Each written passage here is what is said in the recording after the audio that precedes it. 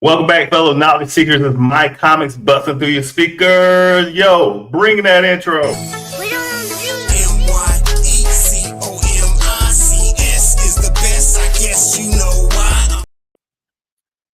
Okay, so we are back, and we are back to talk about the Superman movie that came out about a week ago. Or was it 2 weeks ago? Anyways, we went and seen it. I was waiting on Midnight Assassin to watch it. And so now we want to discuss it, all right, in detail. So the first question was, or the first thing I have for the group, what if you watched the movie, what was your rating of the movie? Now, my rating of the movie was a 7.5, solid 7.5. When I say a 7.5, realize that a 75 out of 10 is not a failure.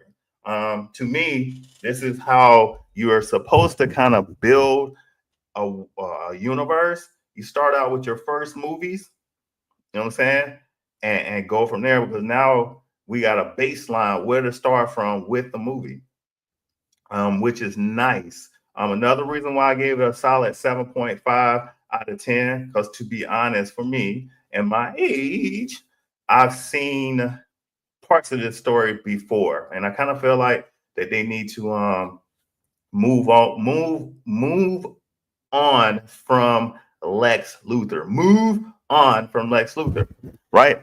Because if you look at it, right, Man of Steel, we dealt with Lex Luthor in the Batman versus Superman movie. Then we dealt with Lex Luthor in the CW show, and then we dealt with Lex Luthor and Superman Returns. So I feel like, yeah, we probably need to do another villain. Let me know what y'all think in the comment section if they should do another villain. But other than that, 7.5. I like the acting. I like how it was written. I even like the monkey scenes that they had up there with that kind of stuff. Midnight Assassin in the house. Well, let me get this off the screen. Yeah. There you go. Oh, sweet. I'm the only one here now. Oh, you back? Oh, okay. I'm glad you can make it. Hey, I was on, and I was on the other side, and then I was the only one on. It said the show ended like 29 minutes and 27 seconds ago. Must be a glitch in the computer system. But since we only got 30 minutes, 28 now, let's get into the movie. So you watched the Superman movie, right? Let's get into it, dog. I was talking to the crowd about the movie ratings, more how I rated the movie. I gave it a solid 7.5 out of 10. Because to me, you set a bar. We got a bar for where Superman's baseline strength is at. So the next couple of movies, we watch him grow in power, strength, knowledge, and wisdom, that kind of stuff, along with the rest of the cast who is there, such as Mr. Terrific. I want to see where we're going with Metamorpho. I want to see where we're going with Hulk Girl. And I definitely want to see where we're going with Green Lantern. But to me, that's a baseline story hook, and that's it. So what are your thoughts? Yeah, I'm so glad it wasn't an origin story, man. Like, I was like, man, I went in thinking like, oh, they finna like have to start all over because they got a brand new actor. And they was like talks about, oh, it's got to be a younger person and stuff. And I thought they was just going to start way from the beginning and stuff. So I was shocked when Lewis already knew and they already dating and stuff and they talking and everything. And then like, Green Lantern throwing out all the sauce about who Clark Kent is and everything. I'm like, okay, this is like years in the game. This is like, he's already like, seasoned as far as like being a superhero. And now like they bringing in like all the, kind of like how we always watch the cartoons. We got the Super Friends, but like it's the Justice League. Everybody all together and stuff. Like when you see in the animation, you got the whole Justice League. But every time there's like a movie, a live action movie, you don't get everybody. It's like, it's like, they either have a Batman movie and then they had a Superman movie. And then at one time they brought Batman, Superman, like, they did all right, but it's like it wasn't the same feel as like you got when you watch like the animation. So this time it's like, you got live action and you got that same feel as if you was watching the animation all together. Like I was feeling that. I was definitely feeling that. It was just like it was like, you know, all the graphic effects and everything, like they were really putting in powers and everything, like galactic, you know, just like going to other dimensions and stuff. It was just happening like that. It wasn't like, you know, like in old days, like back in the day, it was like if something was like another dimension, it was like that was like the big crux of the whole movie. Like that was like it. Like that was the one thing. It would be like, oh, the one computer generated $50 million paid graphics for this one little thing is like the climax of the movie. Nah, this one they had everything in there. You know, Mr. Terrific going all off. You know, Green Lantern showing all his like abilities and stuff. Everything. So I was like, yeah, that's definitely a plus with this movie. But yeah, that's my thoughts on it. Oh, so what'd you rate it at? 7.5, an 8, a 9, a 10 out of 10? Man, I gave that junk an 8. All right. I like that. So then my next thing is, well, shit, we already know the answer to that. So Gunn's storytelling style, did it have a heartbeat or just a small little punch? What do you think? Was it a good storyline or? I think it goes along the lines of like what he's done in the past already. You still get that same feel where it's not everything is just like expected. Like there's a lot of good surprises, and I feel like you get that with like, you know, James Gunn's like, you know, he's, you know, when you get it with Creature Commandos, you get that jump with Peacemaker, just that, you know, kind of like irreverent, like, you know, kick on the end. It's like, you know, you usually like when you see a Superman movie, it's like straight lace. But it's like you had that twist in here with this one, and there was like some controversial pieces to it, and it's just like that. That was the feel I was like looking for in a James Gunn flick. But yeah. So I totally agree with what you said. So my question is, or my thought is, how do you feel about the Superman storyline, where they changed the message from his parents to where he was supposed to take over Earth and have a harem of women and rebuild the Earth through his kids? What do you think about it? I like how they like, because I think wasn't that in Man of Steel as well? Didn't they have that, like, you know, or like it wasn't in it was another one I watched where it had that little inkling of it. I can't remember. Maybe it was Smallville. Like he was supposed to take over, and he was supposed to, like, you know, that was the first time they introduced like that storyline. Like he thought he was supposed to like protect, but then like, you know, his parents' message was actually, oh no, you're supposed to take over everything. And I was like, oh, it was like Dragon Ball Z, like Goku was supposed to take over the Earth, but you know, he bumped his head, and like, you know, like his grandpa Gohan raised him. So I feel like I really like how they like honed in on it, because that's a twist on, like, you know, against like the normal storytelling that everybody's used to. It's like Right. right here is just like, oh no, like, you know, he's supposed to be the Boy Scout. He's supposed to come from everything, you know, perfect and stuff. And here he is. He, like, you know, he ain't from here. You know, people looking at him like, oh man, he's like this other. And then on top of that, he got this backstory where he's supposed to be killing everybody. And it's just like, oh, but he's like, oh, look at my actions. Look what I've done for everybody. Like, that is not me. That's not me. And it was a split decision between like the folks and the heroes and all that stuff. But yeah. So kind of like Omni-Man. You supposed to take over the Earth, Mark. And what are you doing? You want to like, oh. I think here with that because I always kind of look at the future and okay, what we gonna do with that part of the story? Why is it, you know, because it was a big change for the people who know it, but for people who don't follow Superman, you know, it's just another walk in the park. But for the setup, you know, is that now we're gonna see Zod them come from the Phantom Zone and then be mad like you ain't following your parents' wishes, like like, oh, you supposed to take over. Well, since you ain't doing it, and then they're gonna be like, we're a species of conquerors. We're gonna take everybody out. And I think if they did introduce Zod this time, I think it's gonna be realistic, because like I always bring up, Zod and like his cronies, they all have this military training. Like Kal-El does not have this training. He's just strong. He doesn't know how to fight. So you got people that come from the same planet he came from. They've been trained. They are trained killers. and they come to fight this dude, like he doesn't have a chance. So it can't be him beating them. Like it has to be something else. Like they have to play out something smarter. Like and you know what, Supergirl, she actually is trained. She's older than Kal-El. She was trained, and then when that whole thing Brainiac took over and like shrunk the planet and all that stuff, like she fought in wars. She's like that wild card, along with Crypto. But like just Superman by himself, he cannot take on Zod. Like that don't make sense to me.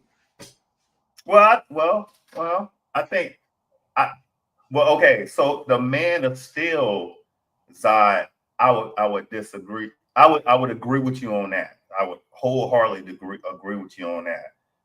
Because that Superman that we seen in Man of Steel taking on Zod, you're right. He didn't have any fight experience. He didn't know what he was doing because he was brand new. Now, this Superman that just came out, they established him 3 years ago.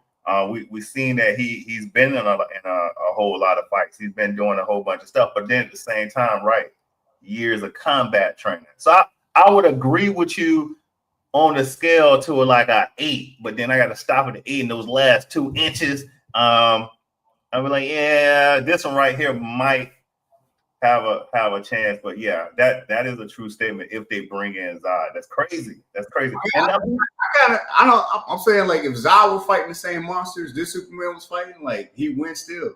So I feel like they be at the same level of strength, but as far as like skill set, I think Zod would just on skill set. You're correct. I can't disagree with that. I'm just saying he's been in a lot more fights than Man of Steel. And even we go back to Superman Returns. I mean, I don't know what that was a continuation of, but he ain't had no real combat skills of fighting. Right. So he just got super strength. So yeah, okay, I agree with that wholeheartedly. But yeah, they introduce Zod, which I don't want. I really don't care about them introducing Zod anymore. Give us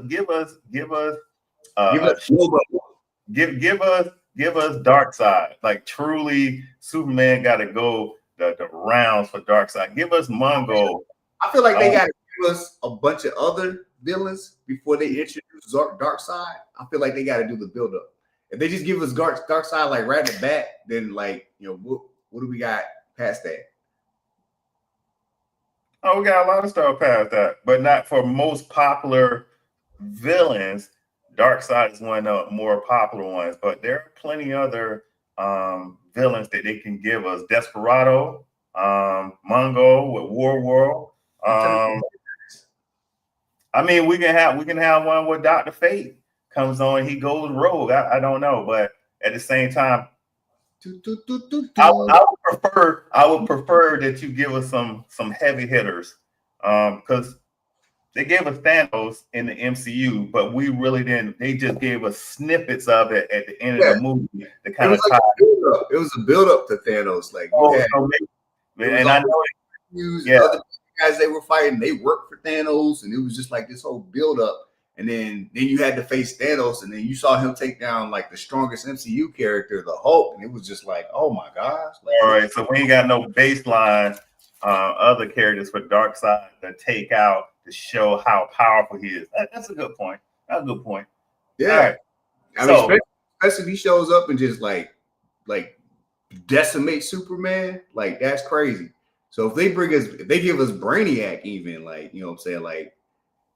That's a toss up right there because, like, he could be just as strong or smarter. So, like, that's like superheroes made baddies. So, yeah. So, let's talk about Lois Lane and Clark Kent's chemistry. All right. So, in comparison to, because we watched all the shows, we watched Smallville, we watched Superman Return, we watched Man of Steel, and then we watched this movie. So for Superman and Lois's chemistry, which one would you say was the better chemistry? Who had the better chemistry? Oh, I felt like this one they had like no chemistry. I felt like eventually they seem like a couple that's gonna just break up. Like they just always at each other. I don't know, man. Like it don't seem like how it was in the past, where it's like they kind of like fed off each other and like support each Right. other. This one seemed like, oh, this is just gonna be some like, you know, chicks that are gonna grow and then they gonna get angry and like, you know, not counseling's not gonna work and then they just gonna like split up. It's gonna, I felt like it's gonna be a new like Superman. They probably gonna be like Lois is a single mom now. Like when Jonathan Kent's born and stuff, like it's gonna be like that. I think they're gonna do that stuff. I feel like this Lois and Clark, they didn't have pillow talk. Like we got some back stuff on things that he hated, that he told Lois he hated, like the monkeys, what's super shit. You know, she let him know. No, he let her know what his feelings is. But I feel like other times they just didn't talk because those questions that she was hitting them with. Hold on, but she already know. Yeah, she already knew he was Superman. She already knew he saved the kids in the country. So maybe she should have said something then. So that relationship, right? For Lois and Clark's relationship, for the people that are just coming on, we're talking about, did they have chemistry or did they not have chemistry in this 3-minute segment out of our 30 minutes? I feel like the best chemistry to me was between the CW Superman and Lois. Superman and Lois CW. Them two, they had good chemistry. I feel like, man, they were like a solid team. Right. And I seen something online that said that this Lois Lane in the new Superman movie, she was the only one that ever tested Superman, told him by himself, told Clark what he was doing wrong. And I'm like, Superman and Lois, she was always on that mode. Like, yo, listen, man, straight. You can't be putting my son in danger like that. You can't be doing this. You gotta think about this, Clark. You gotta think about that. What you like? But they worked it out. But this one right here, I don't. She like, that's why relationships don't work. I don't do relationships. I'm like, oh. And then the other thing, like, straight shut down. She like TV Lewis don't shut down like that. This Lewis right here, she shut down, bro. Like that's why relationships don't work. Yeah. So then like, some people he was like, what does that mean? She was like, that's why relationships don't work. I don't do them. Like, oh, right. Man. So then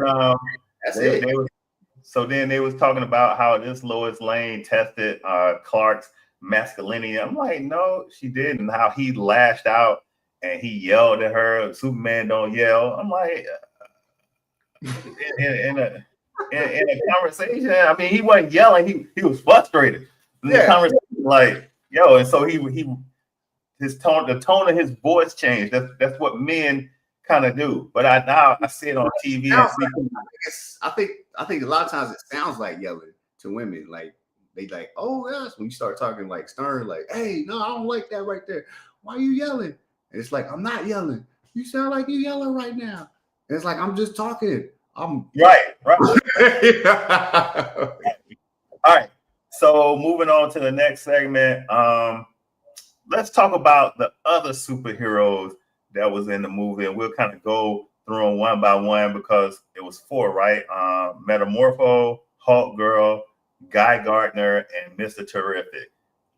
Which ones kind of left an impression on you? Like, I want to see them in the future. I want to see what's going on with them in the future. Well, definitely Mr. Terrific, man. I was like shocked when that dude was going to the tent, man. He put out that bubble. I was like, what's this dude finna do? Because I'm used to like Mr. Terrific from the Arrow universe. Like, I didn't really see that dude do much. Like, he may do some here and there, but he was like kind of always in the back.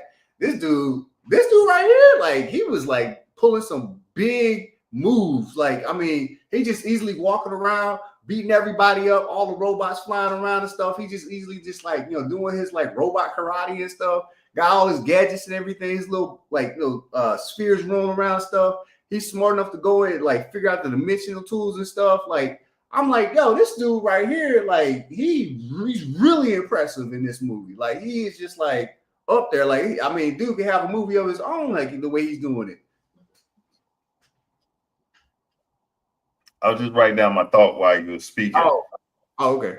So I thoroughly look. I got to sound professional on this. I thoroughly enjoyed Mr. Terrific on this, and I'm glad that we seen promise in this young man who was Darwin in the X-Men universe, and now y'all picked him up and made him Mr. Terrific. And I ain't gonna lie,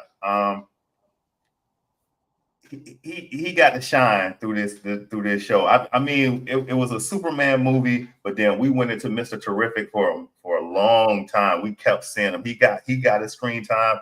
He's established to show how smart he was. You know, like he walked in talking when he walked, he's like, this fool Lex done went and made a pocket dimension. Like he knew this stuff and how it works. It's like, yeah, we do that now. You don't want to do that. And right, his gadgets, his toys was on point. But what had me cracking up is him and the interaction between him and Crypto. You know what I'm saying? You brought the damn dog. And then he had to fly on Crypto's back. That shit. So yo, I feel like everything, how this movie was put together, like kept you guessing. Like you couldn't like sit there and just like, you know, like a lot of movies, especially Superman movies, you can kind of just know like what's going to happen. Like you just know Superman's just going to like show up and just like win everything. This one kept you really guessing. Like you was just like, how is this going to happen? Well, actually, you know, Mr. Terrific's doing this piece. Oh, now we depended on Green Lantern to show. We depended on Hot Girl for her piece when she like, you know, got the leader of the bad country that Lex was working with and stuff. Jimmy Olsen's girlfriend. Well, not really girl. It was Lex Luthor's girlfriend, but like she was getting the information to like put Lex on her and take down the leader of that country and Lex Luthor at the same time. Like, you know, it was really smartly written. It wasn't just like Superman doing everything. Like all these other people had a piece in it. It kind of reminded me of anime. Like when you watch One Punch Man, it's about One Punch Man Saitama, but it's about like all these like Genos, all these other pieces doing their piece, and it's like they get their own little storylines throughout. And you know, even though it's One Punch Man, it's about everybody else. I felt like that's how this movie was. Did you ever talk about One Punch Man while Superman on the screen?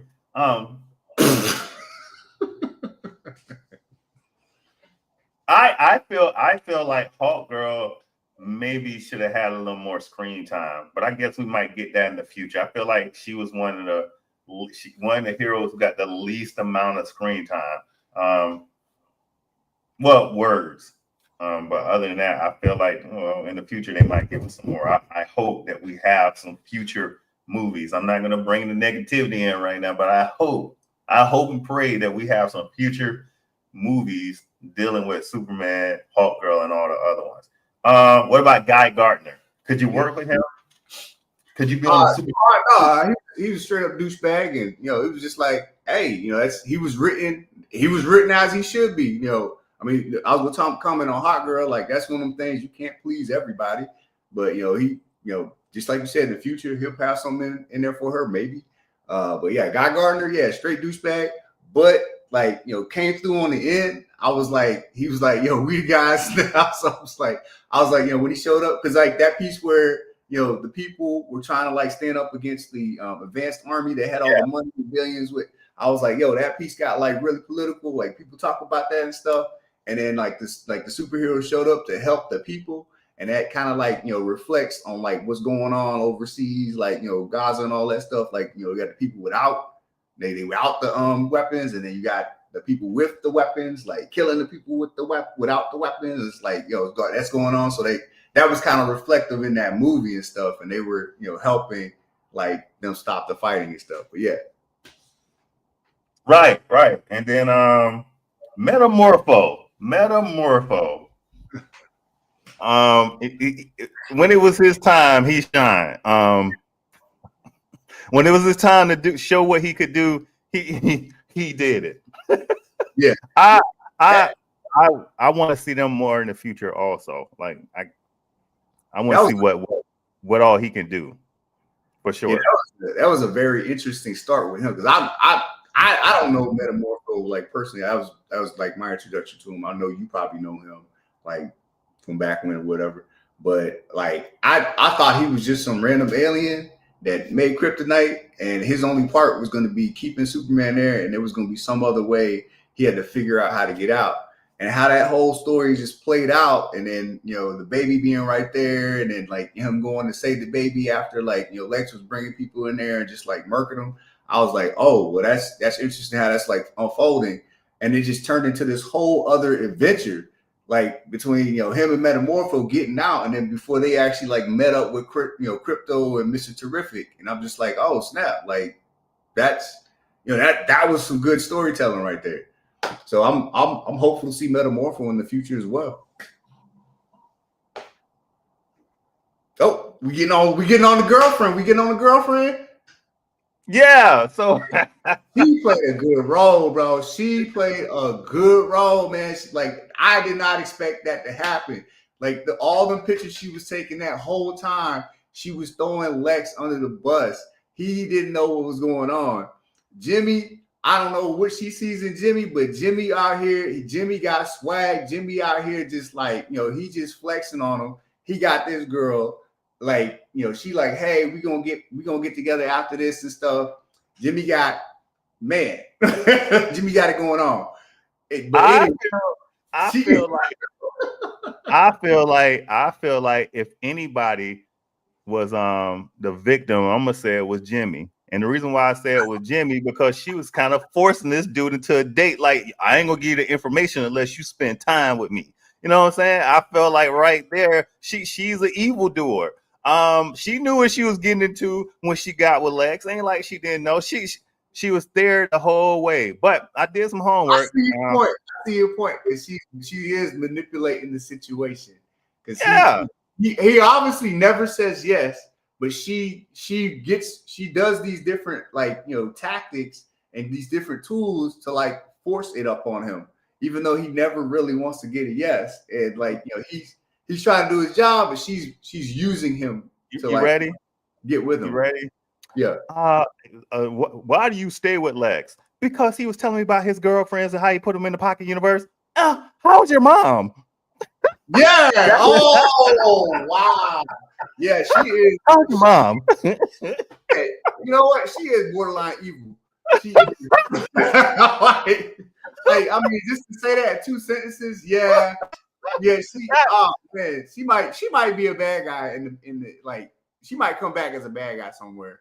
Like, she might be scorned. Like, if Jimmy don't give her a date or something like that and don't end up with her, she might be like, yeah, I learned all this stuff about Lex. Actually, I got the code to get these weapons and I'm gonna do something. She might turn out to be a main villain. I don't know. Well, even like I had wrote here, like people, they was defending Eve Testmark. I'm like, she need to have a cell next to Lex. She started out on the villain squad, and then of course something happened. She didn't get out fast enough because Lex was tripping, and he called her out. Now she's like, I'm gonna send everything. But if Lex would have been treating her okay, or that scene where he kicked out, she wouldn't have turned any of that. But she was only getting information to me. Well, first of all, she was getting information for her insurance to get out of there, just in case something happened, because she did hear about that. But the whole situation of turning over the information to Jimmy, if she was truly an outstanding citizen that we painted her out to be, she would just get information over to Lois Lane or Jimmy. Yeah, you're right about that. Like, I like totally glossed over that, and it's like, yeah, she kind of was an opportunist, because like, she didn't like you said, she didn't give that stuff over until Lex was like smacking her around, and then she was just like, oh, well, I'm mad now, I'm gonna give the information to Jimmy. And right, and so could have done that earlier. Right, and even in that whole scene, Lex didn't put her in the pocket zone because she was she was giving information to Jimmy. He put her in the pocket zone because he thought she was sending the pictures to another man. He hadn't even figured that out. That's one of the facts, or favorite facts, or whatever it's called. They didn't know she was sending. I didn't notice that. I thought exactly. I thought he was suspecting her of, like, I just automatically thought that he was suspecting her of sending it to the police or something. Nah, he didn't get it. He didn't get it neither. You're like, oh, you cheated. Oh, okay. That's it. And then before we get off, I just want to say that the wild cards to me in the show was definitely Crypto. It was Guy Gardner, and I'm gonna throw Eve Testmark in there because she was a wild card also. Yeah. Oh, can we get one more minute? Because I want to bring something up. There are a lot of people I feel like didn't catch this, but I feel like for our time with video games, for you to create a a real live Street Fighter or Ken doll to go out and fight Superman, like you're sitting behind the thing with your joystick, like you're sitting behind the computer. It won B7. Like to me, that was genius. Like I'm gonna control this dude. I'm gonna control this dude from like a video game system so I can beat Superman. I'm like, bruh, that's my point. Anyways, that's all I want to add. You took that mask off, you saw who it was, like it was Superman. I'm like, yo, that was some good writing. That was some good storytelling. Yep. Right. Because I damn sure thought it was somebody else. But hey, thanks everybody. Right. Leave comments and stuff. Make sure you check us out. Make sure you click and like and everything. And this dude right here, we're gonna make sure. Rid of the button? What? Did you get rid of the button so I can cut your ass off? I get to talk the whole time. You can do, bro. Ain't nothing you can do.